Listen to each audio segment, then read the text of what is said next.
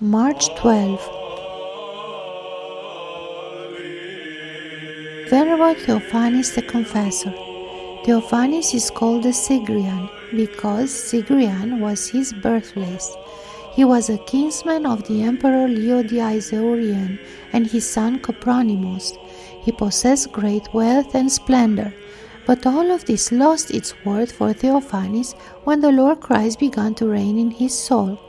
He resisted his own marriage, and when he was compelled to marry, succeeded in counseling his bride to live with him in chastity as brother and sister. As soon as his parents died, his wife entered a convent and he a monastery. His monastery was located in the Sigrian Mountains in the province of Cyzicus. The once glorious and wealthy Theophanes lived in this monastery as the least of the poor. All were amazed at the change in him.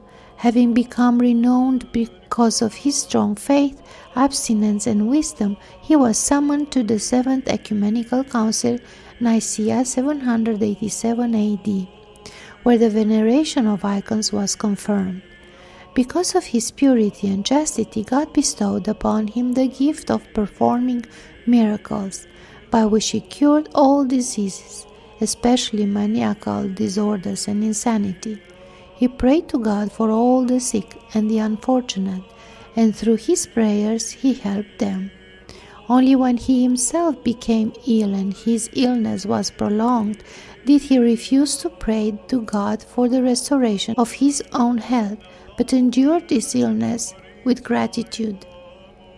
When the persecution of the iconoclasts resumed again under the wicked Leo the Armenian, Theophanes was brought to Constantinople and cast into prison, where he languished for 2 years in hardship, pain, and humiliation. Then the emperor exiled him to the island of Samothrace. This banishment he had earlier foreseen in his spirit and had foretold it to his jailers. After he arrived in Samothrace, he lived for 23 days and then departed to his Lord and Creator to receive his merited wreath of glory. The Venerable Simeon, the new theologian. This God-bearing and great father of the Church was born in Galatia, Paphlagonia.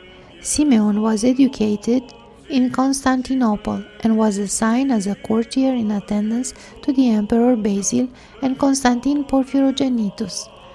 Simeon left all for the sake of Christ and retreated to a monastery. He lived a life of asceticism under the direction of the elder Simeon, after which he became the abbot of the monastery of St. Mamas and in the end became a recluse. He is the greatest theologian since St. Gregory the Theologian. Simeon felt God's grace in his heart. His words are true spiritual and theological revelations. He died in 1032 AD. His relics are miracle-working. Saint Gregory, the Dialogist, Pope of Rome. He was the son of Senator Gordianus, and afterward the senator himself and mayor of the city of Rome. As soon as his father died, Gregory surrendered himself to the spiritual life. From his wealth he built 6 monasteries in Sicily and built a 7th in the city of Rome in honor of St. Andrew the Apostle, where he was tonsured a monk. Sylvia, his mother, entered a convent and was tonsured a nun. After the death of Pope Pelagius II, Gregory was chosen pope. He fled from dishonor and authority, hiding himself in the mountains and ravines. Nevertheless, the Lord revealed him to those who were seeking him in the following manner. A fiery column rose from earth to heaven at the place where Gregory hid himself. He was exceptionally charitable. All of his income was used for building shelters and hospices for the needy. Often he invited less fortunate men and served them at the table. He spent his time writing beneficial books. He is also called a dialogist because he wrote a book called The Dialogues, in which he extolled the miracles of the Italian saints. He also composed the liturgy of the pre-sanctified gifts, which is celebrated on Wednesday and Fridays of Great Lent. His Archdeacon Peter saw a dove flying above Gregory's head as he was seated writing. He presented himself to the Lord in the year 604 AD. Reflection. No one, not even the Lord himself, takes pleasure in instructing the proud. No one wants to give instruction to him who cries out that he knows everything. Mystery shall be revealed to the meek, says the wise Sirach. The Book of Ecclesiasticus, Sirach 3:19. David also speaks of God, saying, He guides the meek to justice, He teaches the meek His way. Psalm 25:9.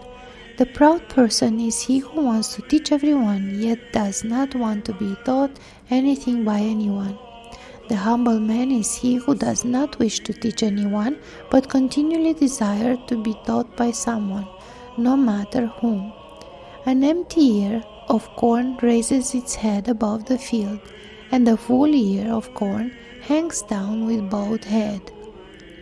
O proud man, if only your guardian angel would somehow remove the veil from your eyes and show you the endless open sea of all that you do not know. You would kneel before every man before whom you have exhibited pride, and kneel before every man whom you have belittled. You will cry out lamenting, forgive me, I do not know anything. Often the humble and pious have the time of their death revealed to them, but the death of the proud comes unexpectedly and without warning. Saint Gregory the Dialogist speaks of a bishop, Carpus, who daily celebrated the divine liturgy, and how suddenly one appeared from the other world and said, Continue in the way you are serving me, and may your legs never grow tired or your hands grow weak. On the feast of the Dormition of the Theotokos, you will come to me, and I will give you your reward in my heavenly kingdom, together with all of those for whom you have prayed at the divine services. After a year on the feast of the Dormition, Bishop Carpus celebrated the divine liturgy of God, sought forgiveness from his priests, and gave up his soul to God. His face shone like the sun. Contemplation. Contemplate the Lord Jesus before Pilate. How the Jews accused him before Pilate and how he did not say anything. How our Lord speaks when it is necessary to defend men from the devil, from sin, from disease and death, but is silent when he who is the defender of men is asked to protect himself from men. Homily on the second coming of Christ. And before him shall be gathered all nations. Matthew 25:32. All the nations will be assembled before the Lord Jesus when he appears in his glory, surrounded by the holy angels, sitting on a throne as the judge of all the living and the dead. All the nations will be assembled, all without exception. Not only the Jews who tormented him, not only the Christians who glorify him, but also the heathen who neither knew him nor acknowledged him. For if he were not to appear to all nations, he would have to send someone or give something to all nations for them to know God's will and receive the message of salvation. That is why all the nations must appear before him for judgment. Oh, what an awesome and majestic spectacle! And all the tribes on earth are assembled before the Lord, who is brighter than many suns. What joy for the holy martyrs and confessors when they see how, in this countless mass of nations, there is not one tongue left to deny the divinity of the Lord Jesus. But it will be of no value to anyone in that hour and place to recognize and to confess the divinity of our great Lord, if they deny him on earth. Accounts will settle there and then, with no gain and no loss. With whatever one appears before the Lord, with that he will be either condemned or justified.